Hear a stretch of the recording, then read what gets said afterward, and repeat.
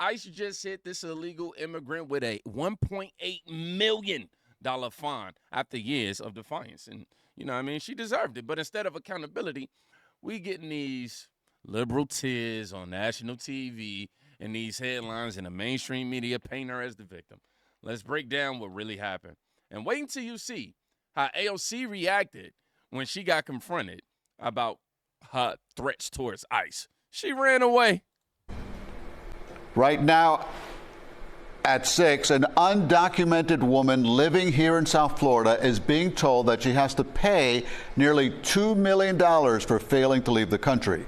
Good evening, I'm Elliot Rodriguez. And I'm Lauren Pastrana. The mother of 3 was given 30 days to pay. CBS News Miami's Yvonne Taylor joins us live from Northwest Miami-Dade with the exclusive. Yvonne?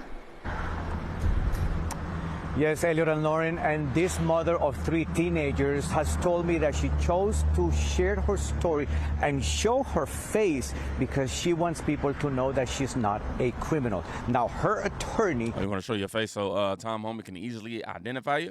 Shared the story with CBS News because she wants the whole country to know why she's mother has been fined $500 a day for overstaying in the U.S. since 2005. And that's not all. We just talked to her a few minutes ago, and this is what this mom told us. Ever since that day, I live with anxiety. I can't sleep. I don't feel well. This woman, who we will call Maria, says she did not want to use her real name, concerned she could be targeted. But she does want people to know her story.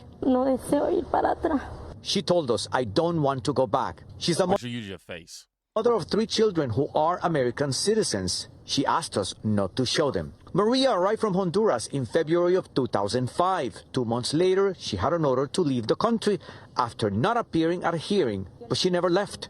I asked her why she did not go to the hearing. I told the immigration officer I don't have any family in this country or a specific place to stay. She told me she entered the U.S. through California. I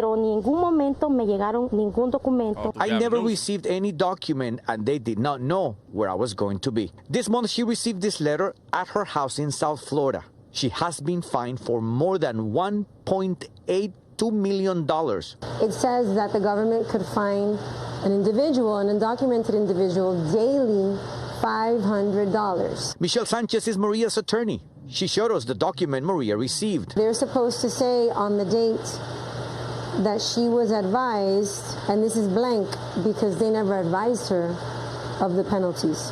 Okay. So that's going to be my argument. The 1952 Act has historically rarely been enforced, but in February, the Trump administration announced it will penalize people living in the U.S. illegally. Yeah, they weren't playing. You know, if this was the Biden administration, you probably would have heard that it went, well. Under that act. What she has is an order of removal in her absence. Is that still accumulating even today? Yes. So that figure is increasing? It could increase. For me, that is absolutely nuts. Sanchez filed a motion to reopen her client's case last year under a policy of the Biden administration, giving ICE attorneys the discretion to reopen cases and lift removal orders. Have you ever been arrested? Nunca. When I asked her if she would voluntarily return to her home country, Me dolería tanto dejar mis hijos. It would be extremely painful to be separated from my children. This is their country. This is all they know. Please have mercy. I want to stay with them. So the attorney, Michelle Sanchez, says that she will appeal the case of her client and she is willing to fight for it. Now, CBS News and CBS News Miami reached out to ICE for comments or response regarding this. I was told by the person who speaks on behalf of ICE South Florida that they need more time to send in a response. We're live in Northwest Miami-Dade. Yvonne Taylor, CBS News, Miami. Wow. She was ordered to leave the country multiple times. You see, I want y'all to pay very close attention to how left-wing and legacy media is framing this. They're making it seem like, let me just say, she refused, okay?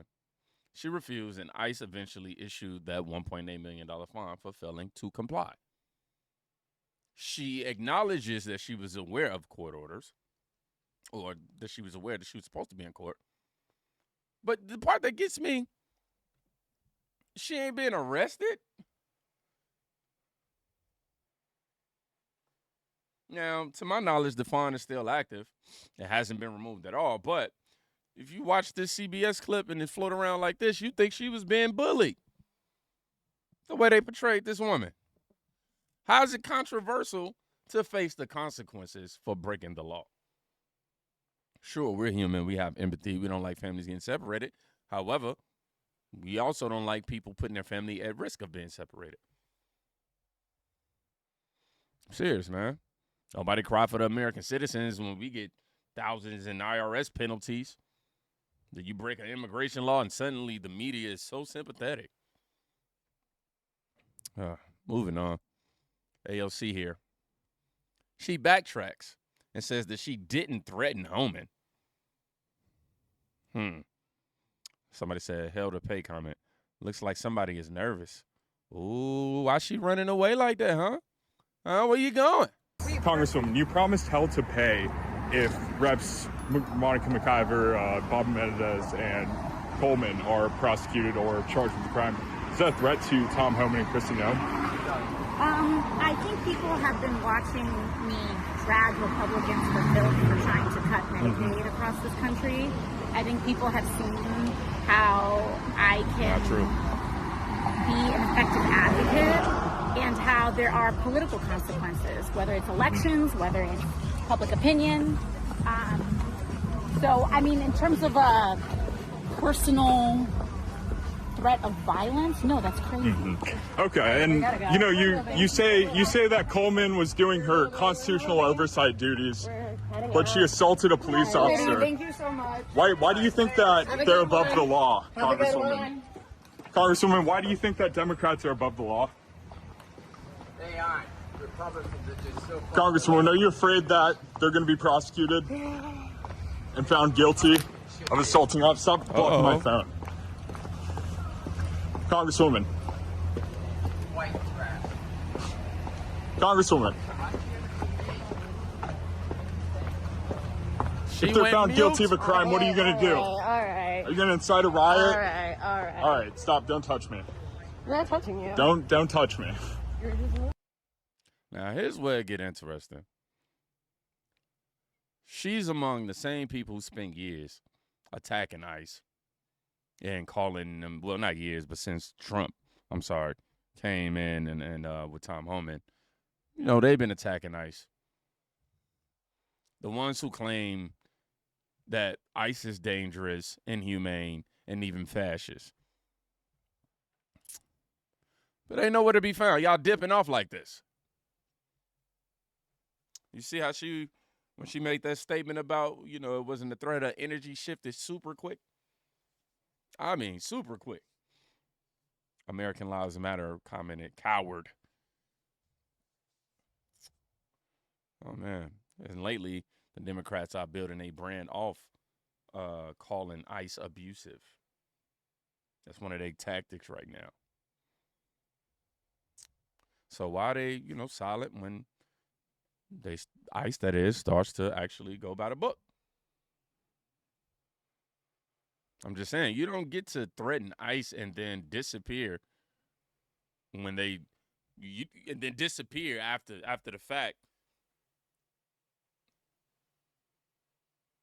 as if they not gonna come for you or come see about you. That's all I'm saying. The double standard, man. AOC's district has gone up 70% in crime. They are the worst district when it comes to criminality in all of New York. Why people keep voting? Why do people keep voting for it? While America's favorite social media socialist, AOC, travels around the country with her buddy Bernie Sandberg on private jets that are funded by yours and my tax dollar. Well, her own district finds itself in absolute shambles. As a matter of fact, AOC's district has gone up 70% in crime. 70%. Oh, in New York, by the way. They are the worst district when it comes to criminality in all of New York. That's like me saying you have the worst neighborhood in Gotham City. You got the Joker running around. Got the Riddler, riddling and shit. You somehow find yourself as the Penguin.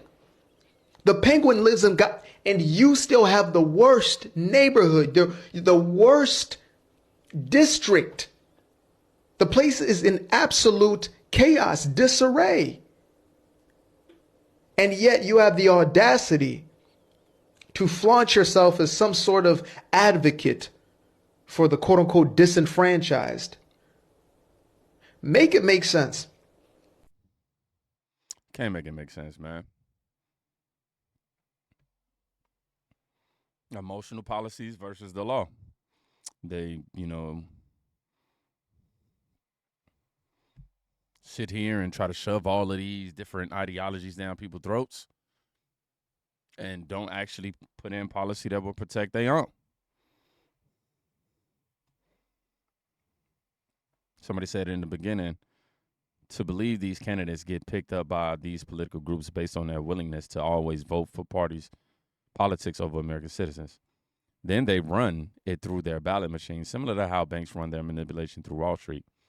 That's a long explanation for the cheat. Added Wall Street because that's who they really are. I mean, that's who they all really work for. Somebody else say, easy. She now raises a lot of money and can buy all the votes she needs. Her brother just got busted for $1.5 million worth of fentanyl. That's a story that I've been seeing going around, but I haven't, when I did some Googling and verified, it didn't come out to be true. So if we're not going to enforce fines or court orders or consequences, what's the point of having them, y'all? I mean, really, what's the point?